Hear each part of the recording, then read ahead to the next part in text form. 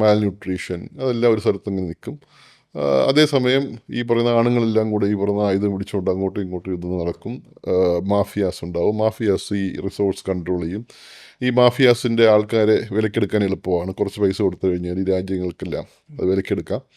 അവർ വിലക്കെടുത്തിട്ട് ആ റിസോഴ്സ് അവിടെ നിന്ന് കടത്തിക്കൊണ്ടു പോകും. ആരും ചോദിക്കാനും പറയാനൊന്നുമില്ല. ഇത്രയും നാളുണ്ടായിരുന്നു വെച്ച് കഴിഞ്ഞാൽ ഇൻഡിപെൻഡൻ്റ് ആണെങ്കിലും പോലും അവരെ ഭരിച്ചുകൊണ്ടിരുന്നത് പുറത്തുനിന്ന് ആൾക്കാരാണ്. So the so-called indirect colonization was happening there.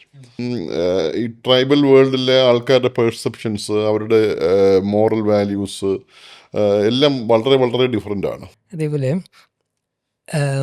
സുഡാനെ സൃഷ്ടിച്ചപ്പോൾ അള്ളാഹു ചിരിച്ചു. ഗോത്രവൈര്യം ഇന്ത്യക്കപ്പുറത്ത് ചിന്തിക്കാൻ കഴിയാത്ത സാധാരണക്കാർ, ബേസിക്കലി നമ്മളുടെ ഇവിടെയുള്ളവർക്ക്, ഈ ജൂബയിലെ ആ ഒരു ടെനറിൽ സന്തോഷേട്ടന് അവിടെ ഉണ്ടായിരിക്കുന്ന ഈ ഒരു ട്രൈബൽ ഇഷ്യൂസും ഇങ്ങനത്തെ എല്ലാ ഇഷ്യൂസിലും നമ്മുടെ ഇവിടുത്തെ ആൾക്കാരായിട്ട് കമ്പയർ ചെയ്യുമ്പോൾ നമ്മളെ വിഷമിപ്പിച്ച ഇൻസിഡൻറ്റോ അല്ലെങ്കിൽ നമുക്ക് ഭയങ്കര ചിരി വന്ന സംഭവങ്ങൾ ഉണ്ടായിട്ടുണ്ടാവുമോ? ആക്ച്വലി ജൂബയിലെ ഈ പറഞ്ഞ ഒരു വലിയൊരു ക്യാമ്പാണ്, റെഫ്യൂജി ക്യാമ്പാണ്. ജൂബ 2 എന്ന് പറഞ്ഞാൽ 2 ക്യാമ്പ് ഉണ്ടാവും. ജൂബ 1 ജൂബ 2 ഉണ്ടായിരുന്നു. വലിയ റെഫ്യൂജി ക്യാമ്പ്സാണ്. എന്നുവെച്ചാൽ ഏകദേശം 1 മില്യണൊക്കെ ഉണ്ട് അതിനകത്ത് പോപ്പുലേഷനൊക്കെ. വലിയ ഹ്യൂജ് റെഫ്യൂജി ഇതാണ്. അവിടെയാണ് ഈ നമ്മൾ ഈ പറഞ്ഞ ഫീൽഡ് ഹോസ്പിറ്റൽ എന്ന് പറഞ്ഞിട്ട് അവിടെ നടക്കുന്നത്. അപ്പോൾ അവിടെയാണ് നമ്മൾ ഈ സർജറിയും ഒക്കെ പോസ്റ്റ് ചെയ്യുന്നത്. അവിടുത്തെ ആൾക്കാർ 1 മില്യൺ ആൾക്കാർക്ക് വേണ്ടിയിട്ടുള്ള ഹെൽത്ത് കെയറും മറ്റോ കൊടുക്കുന്ന ഒരു വൻ സംഭവമാണ്. അവിടെ ഇതുപോലെ തന്നെയാണ്. ഇത് പറഞ്ഞ പല ട്രൈബ്സിലെ ആൾക്കാരുണ്ടാവും. അവർ തമ്മിലുള്ള ഡൈനാമിക്സൊക്കെ ഇതിനകത്തൊക്കെ ഉണ്ടാവും. പിന്നെ അവിടെ ഒരു കാര്യം, ഈ തോക്ക് അകത്ത് കയറ്റത്തില്ല. ഓക്കെ. അവർ അതിനകത്ത് കയറുമ്പോൾ തന്നെ ഇതിൻ്റെ എൻട്രൻസിലൊക്കെ മുഴുവൻ തോക്കെല്ലാം മേടിച്ച് ഇങ്ങനെ വലിയ പ്രശ്നമുള്ളതുകൊണ്ട് മേടിച്ചു. UN സേനയാണ്, UN army. അന്നൊരു അടുത്ത കേണൽ ഇന്ത്യക്കാരിയുമായിരുന്നു. ആ UN സേനയുടെ കേണൽ ഇന്ത്യക്കാരിയുമായിരുന്നു. അപ്പോൾ അങ്ങനെ ആ സ്ഥലത്താണ് പല ഇൻസിഡൻസ്. ഞാൻ പറഞ്ഞ ഏറ്റവും ഒരു വലിയ ഇൻസിഡൻറ്റ് ഈ പറയുന്ന അവിടെ തമ്മിലുണ്ടാകുന്നൊരു ഈ പറയുന്ന ആൾക്കാർ തമ്മിലുണ്ട ഈ പ്രേമമൊക്കെ എല്ലായിടത്തും ഉണ്ടാവുമല്ലോ. ഈ അതിനൊന്നും പ്രത്യേകിച്ചൊരു സംഭവമൊന്നുമില്ല. അപ്പോൾ ഒരു പെൺകുട്ടിയുടെ അവൾ കല്യാണം കഴിച്ച് ഈ പയ്യനാണെങ്കിൽ ആർമിയിലാണ് വർക്ക് ചെയ്യുന്നത്. അപ്പോഴാണ് ഇവർ ഈ റെഫ്യൂജി ക്യാമ്പിൽ നിന്ന് എത്തിപ്പെടുന്നത്. റെഫ്യൂജി ക്യാമ്പിൽ എത്തിയിട്ട് ഇവരുടെ ഓപ്പോസിറ്റുള്ളൊരു ട്രൈബുകാരൻ ഇവളെ പ്രേമിക്കുന്നുണ്ട്. പ്രേമിച്ചു കഴിഞ്ഞിട്ട് അവരെല്ലാവരും കൂടെ നടന്ന് ആ പെൺകുട്ടിയാണെങ്കിൽ ഗർഭിണിയാവുന്നുണ്ട്. അപ്പോൾ ഗർഭിണിയായി കഴിയുമ്പോഴേക്കും കുറേ കഴിഞ്ഞിട്ടാണ് ഈ പെണ്ണിൻ്റെ ആൾക്കാർ മനസ്സിലാവുന്നത് പെൺകുട്ടി ഗർഭിണിയാണ്. അവളെ വിളിച്ച് ഇങ്ങനെ കുത്തിരി പിടിച്ചൊക്കെ ചോദ്യം ചെയ്ത് ചോദിക്കുമ്പോൾ പറയുന്നത് ഇന്ന കക്ഷിയാണെന്ന് പറയുന്നുണ്ട്. ഉടനെ ഇവർ ഓർഗനൈസ് ചെയ്തു. അപ്പോൾ അവിടെ പിന്നെ ചെയ്യുന്നത് വെച്ച് കഴിഞ്ഞാൽ വലിയ തടിയൊക്കെ, ഈ ടെൻ്റൊക്കെ ഉണ്ടാക്കുന്ന തടിയൊക്കെ കാണും. തടിയുടെ അറ്റത്ത് ആണിയൊക്കെ അടിക്കും.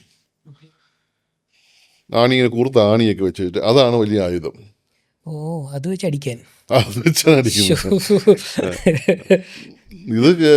ഇത് കേട്ടതോടുകൂടി ഈ പറഞ്ഞ പെൺകുട്ടി ഓടിപ്പോയി മറ്റവനെ വിളിച്ചിട്ട് അവിടെ സ്ഥലം വിട്ടു. അവൾ വേറെ വഴിക്ക് പോയി, ക്യാമ്പിനടുത്ത് പോയി വേറെ ഇങ്ങനെ പോയി. അപ്പോൾ ഇവരുടെ ബന്ധുക്കൾ നോക്കിയിട്ട് ഈ പെണ്ണിനെ കാണാനില്ല. പെണ്ണിനെ അടിച്ചുകൊണ്ട് പോയി എന്ന് പറഞ്ഞിട്ട് ഒരു വലിയ ടീമായി. ആദ്യം ഈ പെൺകുട്ടിയെ ഗർഭിണിയാക്കി, രണ്ടാമത് ഈ പെൺകുട്ടിയെ അടിച്ചുകൊണ്ട് പോയി. അത് വലിയ ഗുരുതരമായ പ്രശ്നമാണ്. അപ്പോൾ ഇത് ഭയങ്കരമായിട്ട് കൂടി. ഇപ്പോൾ ഇത് അവർ വലിയ ഒത്തിരി പേരുമായിട്ട് വന്നു. ഈ പറയുന്ന ഈ ചെറുക്കൻ്റെ വീട്ടിൽ വന്നു. അപ്പോൾ അവിടെ നോക്കുമ്പോൾ ഇവനെ കാണുന്നില്ല. ഇവനെ കാണാത്തപ്പോൾ അവൻ്റെ കൂടെയുള്ള എല്ലാവരും ഇത് വെച്ച് അടി തുടങ്ങി. വലിയ കലാപം. അത് തിരിച്ച് റെസിസ്റ്റ് ചെയ്യാൻ നോക്കി. അങ്ങനെ കുറേ പേര് ആശുപത്രിയിലായി. എനിക്ക് തോന്നുന്നു അന്ന് തലയിലൊക്കെ അടി കിട്ടി. ഈ പറഞ്ഞ ഈ ആണി കൊണ്ട് ഈ തലയ്ക്ക് അങ്ങ് അടിക്കും. ഇതങ്ങ് ഈ ആണി അങ്ങ് താഴെ ബ്രെയിനിലേക്ക് ഇറങ്ങിപ്പോവും. ഒരു കൈ എടുക്കാൻ പറ്റുന്നതാവും, ഒരു കാലെടുക്കാൻ പറ്റുന്നതാവും. ഈ പറഞ്ഞ ചെറിയൊരു ഇഞ്ചുറി ആണെങ്കിലും അത് ഉണ്ടാക്കുന്ന ഡാമേജ് ഭയങ്കരമാണ്. കാലൊടിയും, അങ്ങനെ എനിക്ക് തോന്നുന്നു ഒരു 100 പേരെങ്കിലും ഒന്ന് ഈ പറഞ്ഞ ആശുപത്രിയിലായി. അപ്പോൾ ആശുപത്രിയിലായിട്ട് ഇത്രയും അതിനകത്ത് ഇപ്പുറത്ത് 2 വശത്തുള്ള ആൾക്കാരും ഉണ്ട്. 2 വശത്തുള്ള ആൾക്കാർ പേഷ്യൻസ് ആയിട്ട് ഈ പറയുന്ന ഈ അടിക്കാൻ വന്നവരും അടി കൊണ്ടവരുമായിട്ടുള്ള രണ്ട് ടീമും ഉണ്ട്. അപ്പോൾ നമ്മൾ രണ്ടുപേരും നമുക്ക് ഈ 2 സ്ഥലത്തൊക്കെയാണ് വെച്ചേക്കുന്നത്. അപ്പോൾ ഇത് അടി മറ്റേ ഒരു കാര്യമില്ലാതെ വന്ന് അടിച്ചു. ഇപ്പുറത്തെ വശത്ത് നോക്കുമ്പോൾ മറ്റവനില്ല, അവൻ പ്രേമിച്ചിട്ട് അവൻ പോയി, അവനെ കിട്ടിയില്ല. അവനെ കിട്ടാതെ വഴിയിൽ കാണുന്ന ആൾക്കാരെ മുഴുവൻ അടിച്ചു. അപ്പോൾ അതിൻ്റെ പേരിലായി അത് കുടിപ്പകയായി. ഇവനെ അവന്മാരെ അടിക്കണം. അപ്പോൾ അവന്മാരെ അടിച്ച് നോക്കുമ്പോൾ ഈ മറ്റവന്മാർക്ക് മനസ്സിലായി ഇവർ തിരിച്ചു വന്ന് അടിക്കുമെന്ന്. ആ ഒരു സ്ഥലം വിട്ടു. അപ്പോൾ എന്താ നോക്കുമ്പോൾ ആശുപത്രിക്കകത്ത് ഇവന്മാർ കുറേ എണ്ണം ഉണ്ട്. നമ്മളിങ്ങനെ ഓപ്പറേഷൻ ചെയ്തുകൊണ്ടിരിക്കുമ്പോൾ ഈ പറഞ്ഞ ടെൻറ്റിൻ്റെ പുറത്തൂടെ ഈ പറഞ്ഞ ഈ ഡോം പോലത്തെ സാധനമാണ്. അത് കല്ല് ചറപറ വരുന്നു, തിയേറ്ററിനകത്ത് കല്ല് വരുന്നു. ഒരുത്തിന് ഓടി ചാടി, 2-3 പേര് ഓടിച്ചാടി തിയേറ്ററിനകത്ത് കയറുന്നു. നമ്മൾ ടേബിളിൻ്റെ അടിയിൽ ഒളിച്ചിരിക്കുന്നു. പ്രൊസീജിയർ നടക്കുമ്പോൾ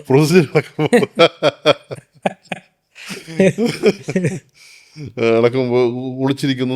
നമുക്കൊന്നും മനസ്സിലാവുന്നില്ല. അപ്പോൾ പുറത്ത് നോക്കുമ്പോൾ വൻ കലാപം, അവിടെ ഭയങ്കര ആൾക്കാർ. അവനിപ്പോൾ വിട്, ഇവന്മാരെല്ലാം ഇപ്പോൾ ഇറക്കി വിടണം. അപ്പോൾ നമ്മൾ പറയുന്നു ആശുപത്രിക്കകത്ത് എന്തെങ്കിലും കയറാൻ പാടില്ല. അവർ പറയുന്നു ആശുപത്രിക്കകത്ത് കയറും, നിങ്ങൾ വിട്ടില്ലെങ്കിൽ 10 മിനിറ്റ് കൊണ്ട് വിട്ടില്ലെങ്കിൽ ആശുപത്രിക്കകത്ത് കയറും. അവനെ അടിച്ചു തട്ടി താഴെ ഇടും, ഇവനെല്ലാവരും കൊല്ലും എന്നൊക്കെ പറഞ്ഞിട്ട് ഭയങ്കര ബഹളം. അവന് ഈ പറഞ്ഞ നമ്മൾ നോക്കുമ്പോൾ ഒരു രക്ഷയില്ല. പിന്നെ UN സേനയൊക്കെ വിളിച്ചു.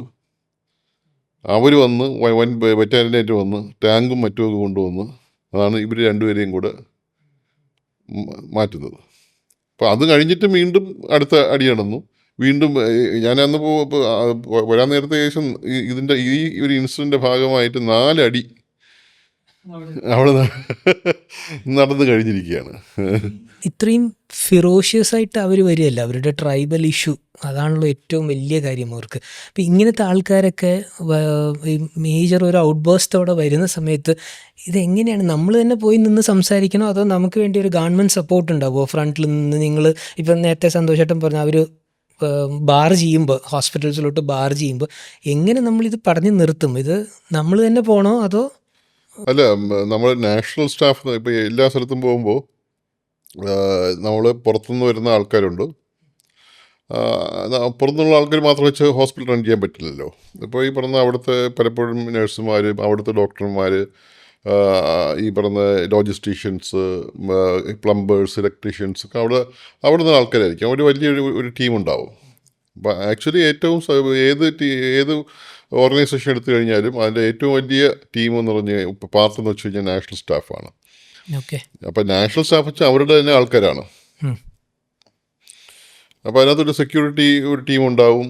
അപ്പോൾ നമ്മൾ ഈ പറഞ്ഞ ഇതുപോലെ ഡിസ്കസ് ചെയ്യാനോ അല്ലെങ്കിൽ പറഞ്ഞ് കമ്മ്യൂണിക്കേറ്റ് ചെയ്യാനുള്ള ലൈസൺ ഓഫീസർ ഉണ്ടാവും, അവരൊക്കെ ഉണ്ടാവും.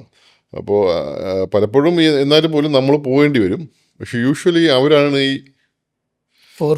സംസാരിക്കുന്നത്. നമുക്ക് ഭാഷ അറിയില്ലല്ലോ. ഭാഷ പലപ്പോഴും നമുക്ക് മനസ്സിലാവത്തില്ല, ഈ പറയുന്ന ഭാഷയൊന്നും മനസ്സിലാവത്തില്ല. അപ്പം നമ്മൾ നമ്മുടെ പ്രസൻസിൽ അവരൊന്ന് കാം ഡൗൺ ചെയ്യും എന്നുള്ളതാണ് നമ്മളൊരു അഡ്വാൻറ്റേജ്. നമ്മൾ ഹെൽപ്പ് ചെയ്യാൻ നിൽക്കുന്ന ആൾക്കാരാണ്, നമ്മൾ ഡോക്ടറാണ്, വെടിവെക്കരുത്, ആശുപത്രിയാണെന്നൊക്കെ പറഞ്ഞ് ഹോസ്പിറ്റൽ എന്നൊക്കെ പറഞ്ഞിട്ട് നമ്മളിങ്ങനെ കുറേ ഡയലോഗ് അടിക്കും, മാനേജ് ചെയ്യും. അപ്പോൾ അതിനിടയ്ക്ക് മറ്റേ അവർ എന്താ വിഷയം എന്ന് പറഞ്ഞിട്ട് ബാക്കി നമുക്ക് പ്രശ്നം പരിഹരിക്കാമെന്ന് പറഞ്ഞിട്ട് യൂഷ്വലി ഇതാണ് ഈ ഒരു. പിന്നെ UN-ൻ്റെ ആൾക്കാർ വരും, അവർ ആംഡാണ്. അപ്പോൾ അവർ കുറച്ചുകൂടെ അവർ പറയും അടിച്ച് പിരിഞ്ഞു പോടെ എന്ന് പറഞ്ഞിട്ട് പോലീസുകാർ വന്ന് ചെയ്യുന്ന പോലെ, പോലീസുകാർ ഒരു ചെറിയ ഒരു ഫൈറ്റൊക്കെ ഡിഫ്യൂസ് ചെയ്യുന്ന പോലെ, നീ അപ്പുറത്ത് പോകും, ഞാനിപ്പോൾ നീ ഇങ്ങോട്ട് പോകും, 2 സൈഡും പോകും, ഈ മേലെ ഈ ഏരിയ വന്നു പോകരുത്